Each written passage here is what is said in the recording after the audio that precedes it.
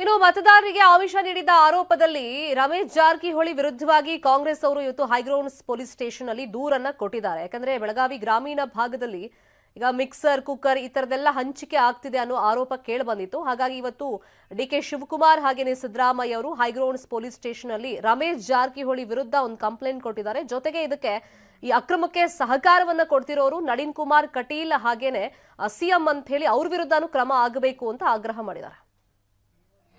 ಬಿಜೆಪಿಯ ಶಾಸಕರುಗಳು, ಮಾಜಿ ಮಂತ್ರಿಗಳು ನಾವು ಯಾವ ಕಾರಣಕ್ಕೂ ಗೆಲ್ಲೋದಿಲ್ಲ, ಆದ್ರೂ ಕೂಡ ನಾವು ಸರ್ಕಾರ ರಚನೆ ಮಾಡೇ ಮಾಡ್ತೀವಿ ಅಂತ ಹೇಳಿ ಅವರು ಸಂಕಲ್ಪ ಮಾಡಿಕೊಂಡು ಅವರು ಕೆಲಸ ಪ್ರಾರಂಭ ಮಾಡ್ತಾ ಇದ್ದಾರೆ.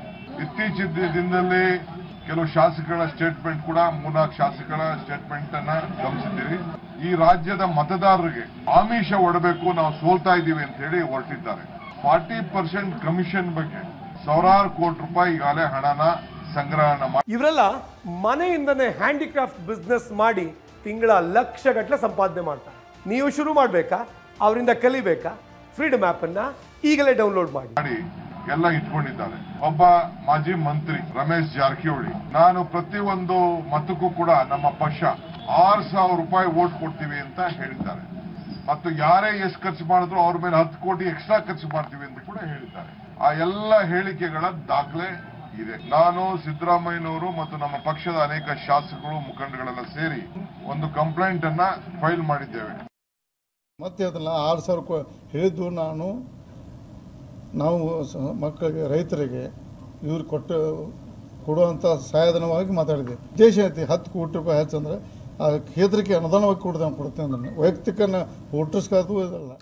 ಇದೇ ವಿಚಾರವಾಗಿ ಮತ್ತಷ್ಟು ಮಾಹಿತಿಯನ್ನು ಕೊಡೋದಕ್ಕೆ ನೇರ ಸಂಪರ್ಕದಲ್ಲಿ ಜಾಯ್ನ್ ಆಗಿದ್ದಾರೆ ನಮ್ಮ political bureau head Chidanand Patel. ಮತ್ತೆ ಸಿಡಿ ಸಮರ ತಾರಕಕ್ಕೇರ್ತಾ ಇದೆ. ಈ ಹಿಂದೆ ಡಿಕೆ ಶಿವಕುಮಾರ್ ಅವರೇ ಇದನ್ನೆಲ್ಲ ಮಾಡಿಸಿದ್ದು ಅಂತ ರಮೇಶ್ ಜಾರಕಿಹೊಳಿ ಆರೋಪಗಳನ್ನ ಮಾಡಿದ್ರು. ತನಿಖೆ ಮಾಡಿಸಿ ಅಂತ ಆಗ್ಲೂ ಡಿಕೆ ಶಿವಕುಮಾರ್ ಹೇಳಿದ್ರು. ಈಗ 40 ಕೋಟಿ ವಿಷಯ ಇದಕ್ಕೋಸ್ಕರ ಮೀಸಲಿಟ್ಟಿದ್ರು, ಖರ್ಚು ಮಾಡಿದ್ರು ಅನ್ನೋ ಹೊಸ ವಿಷಯಗಳನ್ನ ರಮೇಶ್ ಜಾರಕಿಹೊಳಿ ಹೇಳಿದ್ದಾರೆ. ಇನ್ನೊಂದು ಕಡೆ ಕಾಂಗ್ರೆಸ್ ಅವರು ರಮೇಶ್ ಜಾರಕಿಹೊಳಿ ವಿರುದ್ಧವಾಗಿ ಕಂಪ್ಲೇಂಟ್ ಕೊಟ್ಟಿದ್ದಾರೆ. ಇಲ್ಲಿ ರಮೇಶ್ ಜಾರಕಿಹೊಳಿ ಅವರನ್ನ ಟಾರ್ಗೆಟ್ ಮಾಡೋದು, ಯಾಕಂದ್ರೆ ಡಿಕೆ ಶಿವಕುಮಾರ್ ಇವತ್ತು ಮೆನ್ಷನ್ ಮಾಡಿ ಹೇಳ್ತಾ ಇದ್ರು, ನಮ್ಮ ಸರ್ಕಾರ ಬೀಳೋದಕ್ಕೆ ಆಪರೇಷನ್ ಕಮಲದ ನೇತೃತ್ವ ವಹಿಸಿದ್ ಯಾರು ಅಂತ ನಮ್ಗೆ ಗೊತ್ತಿಲ್ವಾ ಅಂತ ಹೇಳಿ ತನಿಖೆ ಮಾಡಿಸ್ಲಿ ಅಂತ ಓಪನ್ ಚಾಲೆಂಜ್.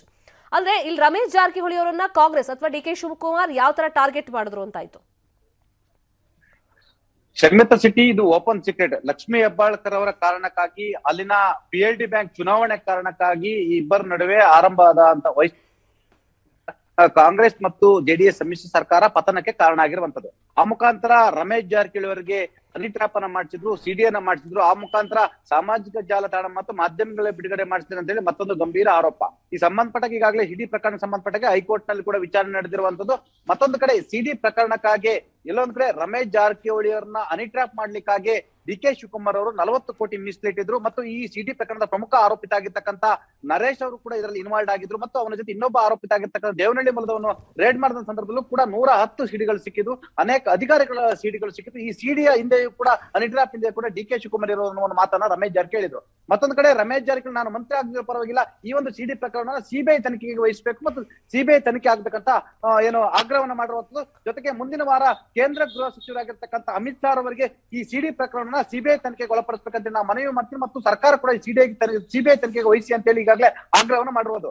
ಒಂದು ಕಡೆ ಈ ಒಂದು ಸಿಡಿ ಪ್ರಕರಣದಲ್ಲಿ ಒಂದ್ ಕಡೆ ಮಾಜಿ ಮುಖ್ಯಮಂತ್ರಿ ಒಬ್ರು ಮಗ ಇದ್ದಾರೆ ಅಂತ ಹೇಳ್ತಾರೆ, ಬೆಳಗಾವಿ ಮೂಲದ ಸಂಸದರು ಒಬ್ಬರಿದ್ದಾರೆ ಅಂತ ಹೇಳಲಾಗ್ತಿದೆ, ಹಾಲಿ ಸಚಿವರೊಬ್ಬರಿದ್ದಾರೆ ಅಂತ ಹೇಳಲಾಗ್ತಿದೆ. ಹಾಗಾಗಿ ಅನೇಕರು ಭಾರತೀಯ ಜನತಾ ಪಕ್ಷದ ನಾಯಕರು ಕೂಡ ಕೈ ಜೋಡಿಸ್ತಾರೆ ಅಂತ ಹೇಳಿ ಗಂಭೀರ ಆರೋಪ ಕೇಳಿ ಬಂದಿರುವಂತದ್ದು. ಹಾಗಾಗಿ ಭಾರತೀಯ ಜನತಾ ಪಕ್ಷ ಈ ಸಿಡಿ ಪ್ರಕರಣ CBIಗೆ ವಹಿಸುತ್ತೆ. ಯಾಕಂತ ಹೇಳಿದ್ರೆ ಈಗಾಗಲೇ ಡಿಕೆ ಶಿವಕುಮಾರ್ ಅವರು ಈ ಸಿಡಿ ಪ್ರಕರಣದ ರೂವಾರಿ ಮತ್ತು ಅದರ ಕರ್ತರು ಅಂತ ಹೇಳಿ ಈಗಾಗಲೇ ರಮೇಶ್ ಜಾರಕಿಹೊಳಿ ಗಂಭೀರ ಆರೋಪ ಮಾಡಿರುವಂತದ್ದು. ಈ ಆರೋಪದ ಬೆನ್ನಲ್ಲೆಲ್ಲ ಒಂದ್ ಕಡೆ ಇದರ ಜೊತೆಗೆ ರಮೇಶ್ ಜಾರಕಿಹೊಳಿ ಅವರು ಜಲಸಂಪನ್ಮೂಲ ಸಚಿವರಾಗಿದ್ರೆ ಅವ್ರನ್ನ ಸಂಪೂರ್ಣವಾಗಿ ಸಚಿವ ಸ್ಥಾನದಿಂದ ಕೆಳಗಿಳಿಸಲಿಕ್ಕೆ ಮತ್ತು ರಾಜಕೀಯ ಮುಗಿಸ್ಲಿಕ್ಕೆ ಬಿಜೆಪಿ ಒಳಗೆ ಅನೇಕ ನಾಯಕರು ಕೂಡ ಈ ಷಡ್ಯಂತ್ರವನ್ನು ಮಾಡಿದ್ರೆಂಬ ಆರೋಪಗಳು ಇರ್ತಕ್ಕಂಥದ್ದು. ಹಾಗಾಗಿ ಭಾರತೀಯ ಜನತಾ ಪಕ್ಷ ಅಥವಾ ಕೇಂದ್ರದ ನಾಯಕರುಗಳು ಇದನ್ನ CBIಗೆ ತನಿಖೆಗೆ ವಹಿಸ್ತಾರ?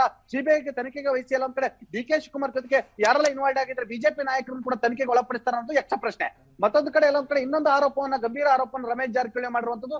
ಸಂತೋಷ್ ಪಾಟೀಲ್ ಆತ್ಮಹತ್ಯೆ ಹಿಂದೆ ಕೂಡ ಎಲ್ಲ ಒಂದ್ ಕಡೆ ಈ ಮಹಾನಾಯಕನ ಕೈವಾಡ ಇದೆ ಅಂತ ಹೇಳಿರುವಂತದ್ದು. ಯಾಕಂತ ಹೇಳಿದ್ರೆ ಆತ ಚಿಕ್ಕಮಂಗ್ಳೂರಿನ ಒಂದು ಲಾಡ್ಜ್ ನಲ್ಲಿ ಹಾಲ್ಟ್ ಆಗಿದೆ. ಆ ಸಂದರ್ಭದಲ್ಲಿ ಯಾರೋ ಮಹಾನ್ ನಾಯಕ ಅಂದ್ರೆ ಡಿ ಕೆ ಶಿವಕುಮಾರ್ ಕಡೆಯವರು ಇದ್ರು ಮತ್ತು ಅವನು ಆತ್ಮಹತ್ಯೆ ಹಿಂದೆ ಕೂಡ ಇವರೇ ರೂವಾರಿ ಎಂಬ ಗಂಭೀರ ಆರೋಪವನ್ನು ಮಾಡಿರೋದು. ಮತ್ತೊಂದು ಕಡೆ ಡಿ ಕೆ ಶಿವಕುಮಾರ್ ಕೂಡ ಇದಕ್ಕೆ ತಿರುಗೇಟನ್ನು ಕೊಟ್ಟಿರುವಂತದ್ದು. ಇದು ಸಿಬಿಐ ತನಿಖೆ ಆಗಿ ನಾನು ಸಿದ್ಧನಿದ್ದೇನೆ ಮತ್ತು ಇಲ್ಲಿ ಯಾರು ಬೆತ್ತಲಾಗಿರುವಂತದ್ದು ನಾನು ಪ್ಯಾಂಟ್ ಬಿಚ್ಚಿಲ್ಲ ಅನ್ನೋ ಒಂದು ಮಾತನ್ನು ಕೂಡ ಹೇಳಿರೋದು. ಮತ್ತು ನಮ್ಮ ಸರ್ಕಾರವನ್ನು ಪತನಗೊಳಿಸ್ತವ್ರೆ ಇವರು, ಆಪರೇಷನ್ ಕಮಲದ ಮುಖಾಂತರ ನಮ್ಮ ಸರ್ಕಾರನ ಪತನ ಮಾಡಿದ್ರು ಅಂತ ಹೇಳಿದ್ರು. ಈ ಎಲ್ಲದರ ನಡುವೆ ಕೂಡ ನನ್ನ ವೈಯಕ್ತಿಕ ಬದುಕೆ ಹಾಳಾಯ್ತು ಅಂತ ಹೇಳಿ ರಮೇಶ್ ಜಾರಕಿಹೊಳಿ ಅಂಗಲಾಗ್ತಿರ್ತಕ್ಕಂಥದ್ದು ನಮ್ಮ ಆಕ್ರೋಶವನ್ನು ಕೂಡ ಹೊರಹಾಕಿರುವಂತದ್ದು. ಒಟ್ಟಾರೆ ಸಿಡಿ ಪ್ರಕರಣವನ್ನ ಕೇಂದ್ರ ಸರ್ಕಾರ ಸಿಬಿಐಗೆ ವಹಿಸುತ್ತಾ, ಸಿಬಿಐಗೆ ವಹಿಸಿದ್ರೆ ಮತ್ತೆ ಡಿ ಕೆ ಶಿವಕುಮಾರ್ ಮೇಲೆ ರೇಡ್ ಆಗುತ್ತಾ, ಒಟ್ಟಾರೆ ಪ್ರಾಮಾಣಿಕ ತನಿಖೆ ಆದ್ರೆ ಬಿಜೆಪಿ ಸಿಕ್ಕಾಕೊಳ್ತಾರ ಅನ್ನೋದು ಕೂಡ ಸದ್ಯದ ಕುತೂಹಲದ ಪ್ರಶ್ನೆ ಅಂತ ಹೇಳ್ಬೋದು. ಶರ್ಮಿತಾ ಶೆಟ್ಟಿ. ಥ್ಯಾಂಕ್ ಯು ಚಿದಾನಂದ್ ಪಟೇಲ್ ಈ ಕ್ಷಣದ ಅಪ್ಡೇಟ್ಸ್ಗೆ.